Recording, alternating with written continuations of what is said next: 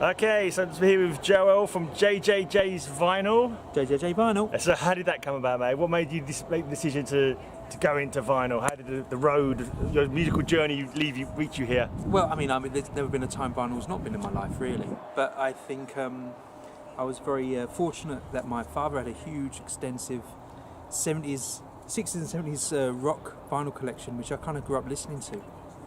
Sabbath, Zeppelin, Moody Blues, unfortunately. But then also the classics like Beatles and Stones. So kind of growing up with that, I didn't just appreciate the music, but it was the format. Yeah. I mean, it's such a beautiful format. It's a ritual every time you put a record on. There's a sense where it's not just about the music, but it's about the physicality.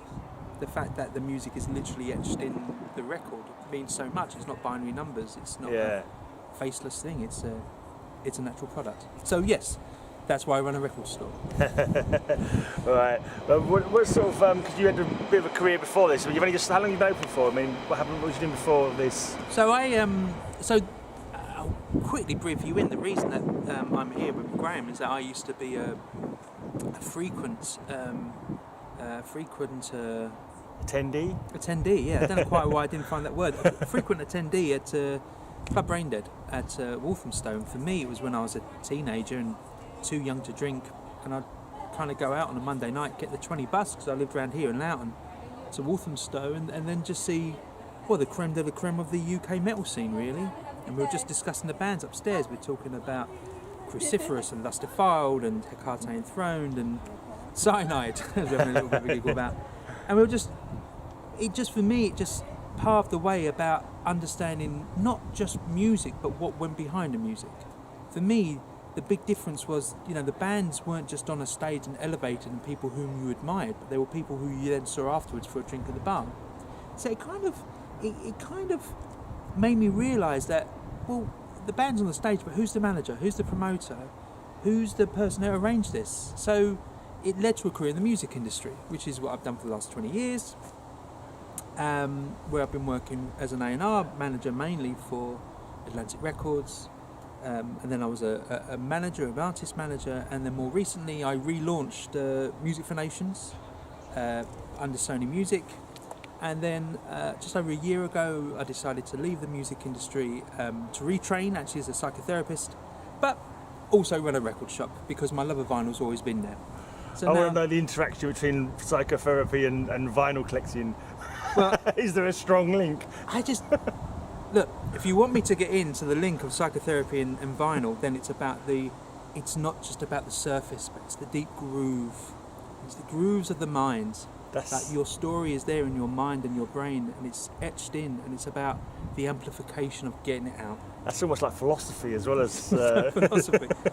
But it's for me, it was a natural step because working so closely with musicians, you realise that a lot of musicians, they are suffering from trauma, and music was their way of getting their trauma out. Catharsis and that. Exactly. Especially musicians of extreme music. They are people who are dealing with that screaming. Sorry, this has kind of gone a little bit deep in your... No, go for it, man. That's what it's all about.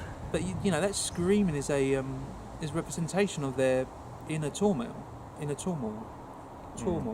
Turmoil and torment. It's a mixture of the two. I did. I created a word. So that fascinated me, and someone who, grew up with their own challenges, as we all do, and was fascinated by metal music and extreme music, and not just metal extreme, but the extremities of all kind of music. The extremities of Diamanda Gallis and the extremities of even Nick Cave to some point. Someone that used music as a vehicle of dealing with their trauma. I was really fascinated by it. And as someone who's, been in and out of therapy of most of his adult life as well, the transaction from music industry and metal lover and then to become a therapist, it's not really a difficult one, and you'd be fascinated with the amount of therapists I meet who are ex-goths. It's amazing. That is interesting. Must be something where they're sort of studying their own inner psyche as they're growing up and realise they could put that to other people with their experiences. They can. Well, you've hit the nail on the head. Yeah. It is entirely that. I think it's because to become a therapist, you need to know how you seek care, and and usually goths and people who are into extremities of life, they usually go through a process of then seeking care and then and then understanding what I can then help people through their own trauma. Yeah. So, but that's about trauma. We're here to talk about vinyl. Well, we could go on whatever else we talk about. Want to talk about really? It's all good. I might have to make it into a 3-part interview. So, right, JJJ Vinyl. What's in the name in here? So you're obviously Joel. Who's the other 2 J's? So there's me, Joel. There's James, who I run the store with, and there's Job Lots, because we started off as a YouTube channel. Right. And the idea was that we were buying random job lots of vinyl off the internet. Right. And then we were reviewing them and putting the videos on YouTube. Right. And the idea was that we didn't know what was in the boxes and we were just going through them. But then what soon happened is that we were quite good at the buying aspect. We were really buying really good stuff. Get some bargains. And we were like, well, we've got to set up a store. And although James and I were selling our own collections here, we decided to combine it all. And then what we're going to call it? Joel James Job Lots. Right. Triple J Vinyl. So we call it Triple J or JJJ. Yeah. And is the YouTube channel still going? YouTube's still going. There's not been anything new up there for about 9 months because the process of buying records, pricing them up and putting them on for sale kind of took over the YouTube aspect. Yeah, it's all good. But we weren't open for many months before we then had to close because of COVID and lockdown. Yeah. And then we adapted and our online sales have always been very strong, but something we did and something I wanted to talk to you about was our mystery vinyl packages.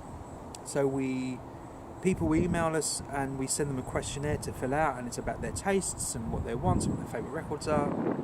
And then and we put together a monthly package of vinyl for them. So it's like a curated package kind of thing. Curated package. And is that something that people sign up for? Or is it a Patreon or?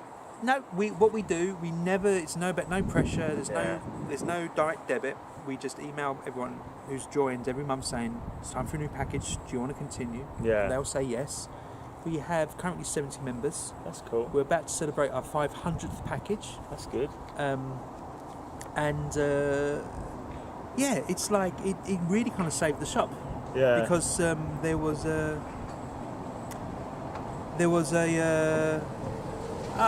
James is just pulling up with the other J in JJJ with a new Calyx unit because we've had so much stock recently. All right. We'll get him to come say hello. Okay, you might as well. And it was a way of just kind of keeping things ticking over whilst lockdown. And then when the shop is now having customers again, we kept it going, and it's still doing well. Yeah, it's been a bloody burden for everyone now, isn't it? This bloody COVID, like Corona and that. It's really affected. It's affected everyone profoundly in one way or another. Yeah. And I think for shops, it's affected people, and it's affected obviously people's health. And it's been a really challenging time for a lot of people. You gonna come and say hello? Oh, I will do in a minute. Yeah. So and I think it's been very. I think one of the advantages of being quite a new store was that we could adapt quickly. Yeah. So we quickly started this new idea of the mystery packages. I think a lot of the shops that have been established for longer, like all businesses, big ones take a long time to adapt because it's about changing more than just a few things. Because we were relatively new, we could adapt quite quickly. Yeah, you do what you wanted, like no board of directors to like consult. Board of directors, there's 2 of us. Yeah.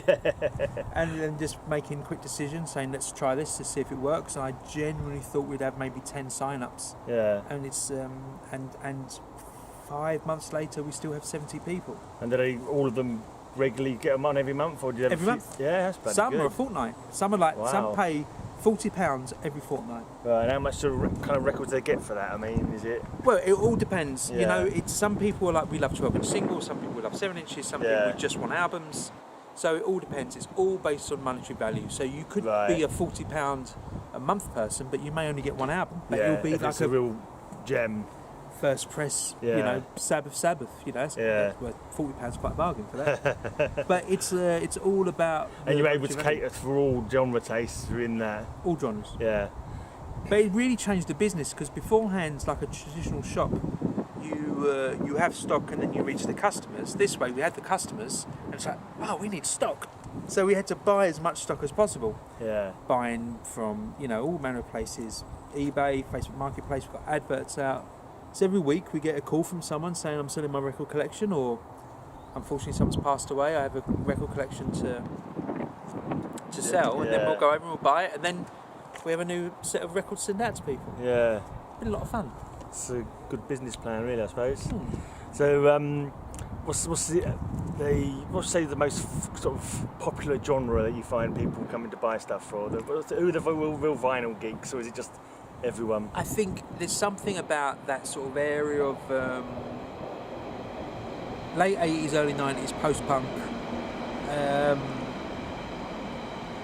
pre-grunge, especially the 90s where they weren't printing a lot of records. When we get those records in, they don't tend to last long. Right. We don't price our records that high. We don't have a lot of space. So we tend to always price our records to sell on the basis of the model of we just want to have a continual flow of records. Yeah. So when you look at our Discogs or our prices, they're usually priced just below the Discogs average of that grading, Right. because we just don't have the space or time just to hold them. Back turning over before you get new stock in. Exactly. Yeah. And as you might see, we're not the most we're not on a high street, so we've not got a continual flow of people coming in and out. So it's all about continuation of stock. How do you get people to find out about the place to actually come and pay you a visit? Is it just your Facebook, or are you advertising elsewhere? Really active on socials. I Yeah. think Twitter is probably where we do most of our work. But really active on Twitter, Instagram, Facebook a little less so. But yeah, it's difficult because we only do appointment bookings at the moment, and I think it's quite a difficult thing to advertise to people, especially Yeah. if it's a new shop. Was it always appointment bookings, or only because of the corona? Only because of the corona. Yeah. So we were traditionally open Thursday, Friday, Saturday, Sundays. But because of the corona, it's appointment bookings only. Yeah. We still get the odd people kind of turn up, and if there's no one else in, we'll allow them to kind of come up. Because we're in here pretty much every day, collecting online orders, doing the packages. Is the guidelines restricted you to like so many people per shop or per square foot of the shop or something? Yeah, we have at the maximum 2 customers, Yeah. but we always make sure with the person who was here first, if they're comfortable. If they say, I prefer it just to be me, Yeah. undoubtedly it's like, okay, they get priority. Yeah. It's look, I don't want to get all political, but we're not out of this yet. You know, we have our masks. We insist that people wear masks. We're not taking this lightly. This is people's health. Maybe even more important than vinyl records. You know, people's health is You can't listen to vinyl if you're dead. Exactly. But you can buy their collection of them. I'm glad you had the opportunity to say that before I did. Yeah. Oh dear. Right. So how did you find this place to set up? How did you go about? Because you're above a studio. So Soundlab Studio, yeah. which is James, who you would have seen walk behind us with a new Calyx unit, and no doubt we'll say hello in a moment. He's been running the studio for over 10 years, and it's one of the only studios in the area, and it's recording and rehearsal. So all the local bands would rehearse here, and James and I, we used to work in a bakery together when we were teenagers. So I've known him for over 2 decades. Yeah. And when I moved back to Loughton, the local area, I got in touch, and I said, do you mind if I sell some records here? And he said, sure. And then that slowly You built, ended up becoming a team. becoming a team, the Right. shop expanding. When we first opened, just under a year ago, we must have had 300 records, and we had the audacity to call ourselves a shop. And now it's closer to 3,000. Yeah. And I'm more confident now saying that we're a proper shop. Everything that we're going to show on the video, is that all your stock, or have you got other stock like lurking elsewhere waiting to replace what's stuff's Everything sold? upstairs we have is our stock. We even have a Right. section which is not graded or priced yet, but if you see something in there you like, we'll price it, we'll grade it, we'll sell it. Right. So everything you see is for sale. The only thing that's not out for display are the super high-end expensive stuff, Right. locked away. Okay. What's your most expensive item that you've got on offer? Can you remember? Well, yeah. I mean, we've got some really nice early ska reggae singles, Jamaican pressings. Oh yeah. We've got some signed stuff. We've got a signed Paul McCartney 12-inch. We've got a signed Pet Shop Boys album. We've got, I guess, the most valuable item. We've got some early Beatles stuff. We've got some Beatles fan club only Christmas flexi discs. They're not cheap. But I think the most scarcest item we have is a Bob Marley big silver, I doubt we'll show this in a moment, big silver Zippo lighter, which only 100 were made about 20 years ago, and they never were officially for sale, they're promotion only. That's interesting. They replicated it about 10 years ago, but ours is the original. I guess it's worth whatever. 1,500, Yeah, 2,000. well, well, it depends what people want to pay for it. You don't know. Things like that can sometimes go for auction, and you can, if two people really want it. Exactly. I've only found one that's sold on eBay. And it went for over 1,000, but that was about 10 years ago. Blimey. But we have a turquoise lettering Zeppelin as well, which is they regularly go for about 1,500, 2,000. But only 500 were made. This is the first album, but instead of orange lettering, it's turquoise. And I think they realised that turquoise wasn't looking good, so they changed the lettering to orange. Everyone's got an orange lettering, but turquoise ones are so There's quite a lot of little quirky little variants and stuff like that. How did you learn about them? You sort of researching them as you go, kind of thing, or it's research. But look, it's Discogs. Let's be honest. Discogs. That being said, our Marley box set is not on Discogs, so not everything is on Discogs. But big fan of variants and all that sort of thing. I love spelling mistakes. We had a copy of Cowboys from Hell, Pantera, where the A-side label was on the B-side and the B-side label was on the A-side. Yeah. Does that actually sell for more because of that? £125. Yeah, and how much would the normal one go, the right way round? 40. Oh, right, blimey. I know in comics you quite often get silly little variants like that, with mistakes and stuff. You get certain people who want to collect those. Absolutely. I didn't think about it in vinyl. But we had so one of the biggest items we ever sold was a Kenyan pressing of Madonna's Like a Prayer. It was on a different label, it had different on-body labels, it looked like a bootleg. I mean, I can't imagine they printed that many. It went for 350 quid. Oh wow, that's cool. Because you will get, like Sabbath, like Zeppelin, you will get Madonna enthusiasts who just have to have every single copy of every variant. Yeah. And we were just very lucky, come in the middle of a big old random job lot. But yeah, we've got South African pressings of random Joni Mitchell albums and jazz, and then we've got Israeli pressings of Beatle albums, and they're much more sought after. And we're a fan of that. I'm a fan of that. All right, well, go back a little bit. I know that people in the metal community want to hear about your work for Music for Nations. That was a nice little interesting fact. Well, how did that come about? My first ever time at Music for Nations was back in 2000 when I was working with James in a bakery, and we both wrote off letters to the music industry to get work experience jobs. Yeah. James got one at EMI and ended up working at Abbey Road, and I ended up at Music for Nations. So this was like late 90s, early 2000s. So it was like the anathema, cradle of filth period, the heyday of the mid 80s and late 80s. I was a kid. I was far too young. So I was at Music for Nations for a year back then. It's like the 1 day a week office, press packs, writing things and helping with bios. But what I got to meet was, Lee Dorian and some of the legends of the British metal scene. And I remember meeting Ben Ward and the Orange Goblin guys, on the Frequency Planet 10 era.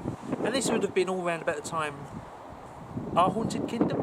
Yeah, they started off as Our Haunted Kingdom, didn't they? I remember seeing Our Haunted Kingdom back in the late 90s. And so, that was a great period of just my journey in the music industry. And from there I went into a label called Mushroom Records. And that Mushroom soon was acquired by Warner Music and would become Atlantic UK. And that's when I got into A&R and I signed a band called Funeral for a Friend from Wales. I signed a band called The Darkness, who were very big for a short period of time. A band called Get Cake, Where Cake Fly. And then I left Atlantic and I became a band manager, and I managed a band called Joy Formidable, who were quite a successful North Wales Welsh alternative rock band. Toured the world with them, and then I rejoined. I kind of rejoined Music for Nations by working for Sony Music and relaunching Music for Nations. And about 5-6 years ago, you would have seen a lot of old MFN stuff be reissued. When I say old, I mean like the 90s stuff. That was me. I was reissuing Opeth and reissuing Music for Nations, Spiritual Beggars. I was putting them all on beautiful vinyl reissues. Yeah. And then Music for Nations kind of expanded. They started signing new bands again. Did you have anything to do with signing bands, or just? I played a part, but we started to work with someone called Julie Weir, who used to run a label called Visible Noise. And between us, we started working with new bands. And I think it comes to a point where the reissues become less of a priority, and priority will become on the new bands. And I just thought it wasn't working out, so I left. And then that's where I made the decision to leave on a high, relaunching the label that I first started working for in the late 90s. Yeah. And I thought 20 years in the music industry is a good run. I had some good times. I worked with some big bands. What do I want to do now? And that's when I thought, well, I'll retrain as a psychotherapist. And then, and through that process, open a record store. What happened with the? You just had enough of doing it, like 20 years. You thought that was, you didn't want to do any more. I left, and a couple of artists approached me about management, and I just had to have a new priority. Like, I'm 40, running around Camden seeing bands play, well, East London seeing bands play, chasing after teenagers. It just becomes really tiresome. But the truth be told, I still do a couple of little consultancies. I work for a label called Hassel, doing reissued vinyl, but this is predominantly 90s alternative rock. Right. So we just reissued the debut album from Reef, and Curb Dog, Irish grunge band. I've heard the name. And we're looking to do a few more soon. And I do a little bit of consultancy for Spine Farm, reissuing some Killing Joke records. Okay. So we're doing I can't tell you what we're doing because it's not announced yet. But we're doing some. I'm doing some reissues for Spine Farm. So I've still got some toes dipped in. I didn't know Killing Joke was on Spine Farm. I always thought Spine Farm was more like metal. Like it's quite a few weird little metal bands used to be on Spine Farm, didn't they? Beherit. But the big, I always just remember that Spine Farm was about Beherit. Yeah. But now Spine Farm are Ghost. You know. Okay. Are they? I didn't know that. Yeah, Spine Farm are just sort of Ghost and a bunch of much more modern metal bands. Okay. But yeah, I think you and I, we remember Spine Farm. It was. Yeah, I've got a Spine Farm T-shirt. I can't remember the bands. But I always sort of see Spine Farm vinyl. Oh yeah, that's going to be a good one. It's on Spine Farm. But they were quite quirky. Their metal, wasn't they? I can't remember being in the bands now. So last 5 years they were acquired by Universal, and then Universal used Spine Farm as their front. Not dissimilar to Sony Music and Music for Nations, they use it as their front for all their metal acts. Right. So there's a lot of modernish metal bands on Spine Farm, and then they started acquiring catalogues. They acquired the Candlelight catalogue. Oh right, did they? So Emperor and all those other Candlelight bands, they go through Candlelight, Spine Farm, Universal. So Emperor made it onto a major label. Everyone saw that, but. Yeah, that's what they do now, and I do a little bit of consultancy there. Dante, who runs Spine Farm, is a legend in the rock metal scene. Used to write for Kerrang, used to work for Music for Nations. Where's Spine Farm situated? I thought it was in like Norway or something like that. Finnish. It was originally a Finnish right. label, but the main Spine Farm offices are now in the Universal offices. Right. I feel like I'm revealing the curtain. Yeah. Well, that's what people be interested in, that kind of stuff. Revealing the curtain of the music industry, the metal music industry. But yeah, Music for Nations is owned by Sony. Spine Farm is owned by Universal. What about Under One Flag? They were part of Music for Nations, weren't they? They were the real kind of like label back in the day for me. Like Bathory. Yeah. Did they do the Exodus? I think Exodus was on. Was some one of the earlier ones? I can't remember now. I forget the labels, but they had plenty of stuff like Acid Drinkers and a couple of Polish Turbo. Acid Rain, of course. Yeah. Have you interviewed? Awful! I forgot his name. Such a lovely guy. The guy singing from Acid Rain. H. Sorry, H. I forgot your name previously. No, I've not interviewed them. No, I've not interviewed them yet. Maybe one day. Oh, H does a podcast as well. Yeah, I've seen that. Yeah. Talking Bollocks, isn't it? Talking Bollocks. Yeah. So I forgot your name, H. It's not a hard one to remember. Well. But so Acid Rain were on Under One Flag, and I think Under One Flag were the bands that were a little bit more extreme than. Yeah. The Music for Nations, yeah. There's a lot of UK thrash on there, like Reanimator and stuff like that, I think. All that stuff, because when I was like, oh my god, I'm working for Sony Music, I'm reissuing Music for Nations stuff, I like jumped into the catalogue, and all those stuff were short-term licenses for Under One Flag. Yeah. So they had the license for like 10 years. So no Metallica, no, Acid Rain, no Bathory, all those stuff. So the licensing meant that we didn't have permission anymore to release the stuff. All that stuff went back to the license holder. So I couldn't do any of the really cool. Right. I would have loved to have done some Bathory stuff. Yeah. But yeah, all went back to the rights owner. That would probably be quite interesting for people to know, because like sometimes people in the vinyl community saying, oh, they brought out all these ones from the catalogue, but why didn't they bring out these ones and these ones? And that's the kind of reason why. Which is what I had a lot of people on social media saying, well, Music for Nations reissuing, where's the Metallica? And it's like, well, that went back to Metallica decades ago. It's a really hard message to. Yeah. It's a really hard message to get over, because people that's about business, and that's a side of the metal community you don't really want to see. James. What, me? So this is James, Another one of the James. This is the other Jay. Hello. Hiya. You have to forgive him for the Arsenal face mask, you know. Yeah, I get a lot of abuse. It probably keeps more germs away that way. I don't know. I don't know. Keeps the riff-raff away. Yeah. How are you doing? You guys been discussing all things shop? Yeah, trying to, yeah. It's trying to see the blinking camera angle. It's so bloody bright out here, I can't even see. Nice, there's some sunshine. Yeah. So you've worked in the studio, you work in the studio before you started doing the vinyl upstairs? Yeah, it's come out for 11 years now, we've had the studio. Yeah. And Joel has completely transformed the upstairs of the place. Yeah. Yeah, it's been good. We've been, well, I'm sure Joel's been told you, just over a year now. So Yeah. records and yeah, it's Going fine. good. Other than like viruses and like.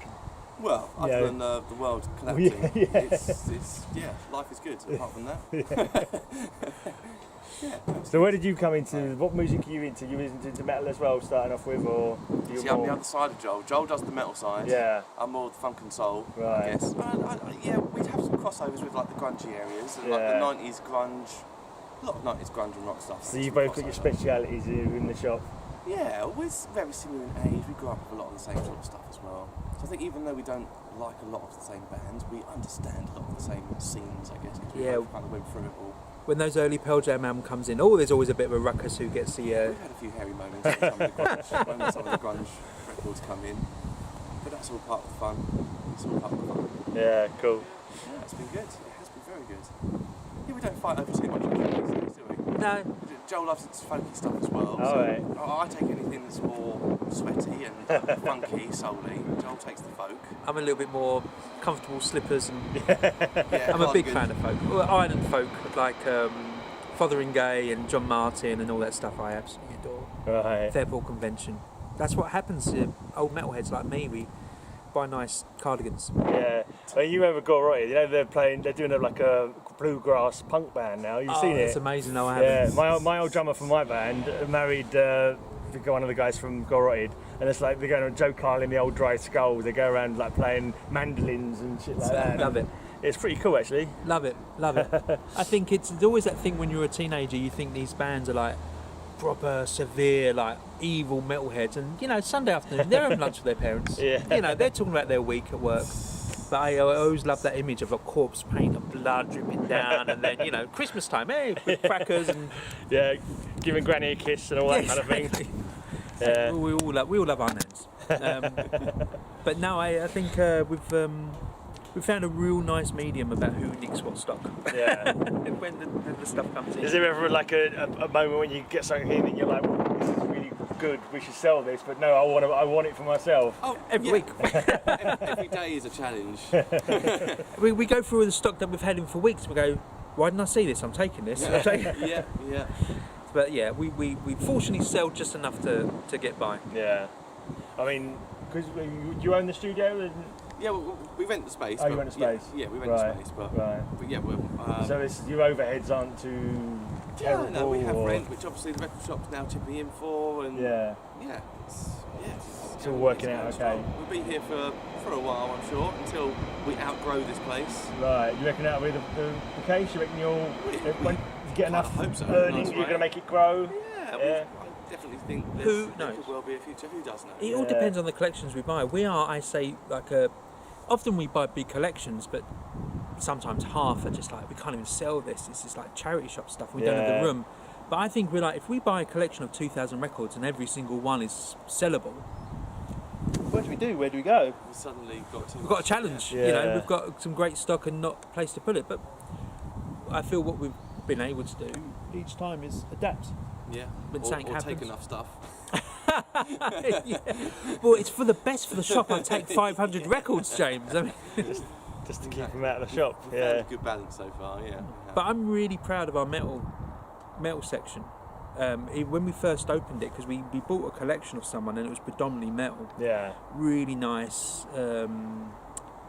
It's a really nice selection of first presses and early pressings and represses. And I had like a little opening ceremony with Paul Ryan, Cradle of Oh, Filth. Yeah.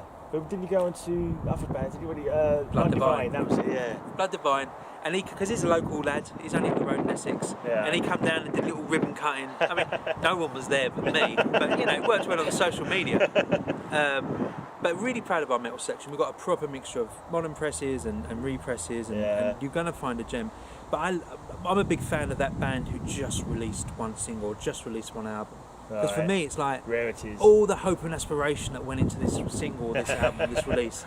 Thinking they're going to be the next Slayer or Metallica. You like the failures. You like the sub-stories. You like the stories. I love the story. I love the story. These guys spent 10 grand bringing out this single. Ended up drunk and living under a bridge. Yeah, they only made 100 and we got 50 of them. Joel's taken 40. But for me, that's the true story behind the music, you know, because I just always have this image of them sitting there, that toast, that drink. We've got our album. This is the beginning of our journey. Yeah. That comes to nothing. That's fate in the music bloody business. It's like million bands, only one of them out of a million will get anywhere probably. But that's the record company ethos. You know, you have 5% of your acts make money, the other 95 don't. But you need to have that 95 to worm out that one of those 5% that does. Right. And that's why you will see lots of bands, you go, God, they're huge. But the chances are they're making a loss. They're losing money. Very small percentage of bands make money. And I collect the records of the bands of the 95% that don't. And it's got to be harder now as well, isn't it? The way to make money, isn't it? People downloading for free and all that kind of stuff. Well, and streaming pirating, makes record labels a lot of money. You'd be surprised. Because again, you just need those 5% of the artists who have the billions of streams. That brings in the revenue. So the industry's actually... Surely it's not as much as when they used to sell physical copies, though. Well, the whole... But they don't spend so much on making products. Yeah. Because when something's just online streaming, there's nothing to make. So it swings and roundabouts. It's kind of offsetting itself. But COVID's been a challenge because COVID has affected streaming because less people are travelling. Right. Less people going to work. People aren't listening to streaming music as much. Yeah. So it's again, it's been a new challenge. But look, the music industry, the big companies, the big three, Universal, Warner, Sony, and now there's BMG. Those companies are too big to not adapt. They are adapting. They're just a bit slower than some of the smaller ones. They'll find a way to make their money. They always will. Yeah. That sounded a bit diggy, didn't it? They always will make Let's money. talk about how people who can't get to the shop. Like you got Discogs. What's it? Just JJJ's Vinyl. JJJ Vinyl. Yeah, just no plural. Just JJJ Vinyl. I'll put the link in the description and everything. Thanks anyway. so I'll probably much. make a blog post about it as well. So, that'd be very generous. And people can. JJJ Vinyl and our mystery packages. We're always open for new subscribers. Sure, there will be a link down there. But the socials, the Twitter is where we do most of our social interaction. And but yeah, we've got fan of the YouTube channel like Dave Sherwood, who you've spoken to. Yeah. He comes in. Marek comes here quite often, and big. I've got a metal heart. What am I trying to say? I'm trying to persuade you to come. If you live in the area, come book an appointment. Come look at some metal. Let's talk about drum sounds from each Led Zeppelin album. Let's argue which one's the best snare sound. Let's do it. I'm here. I'm ready for the arguments. And also, all the links will be down below. You just make sure you give us all the links, and I'll make sure they're all in there, basically. For now, that cover it. Anything else you want to say? No, really.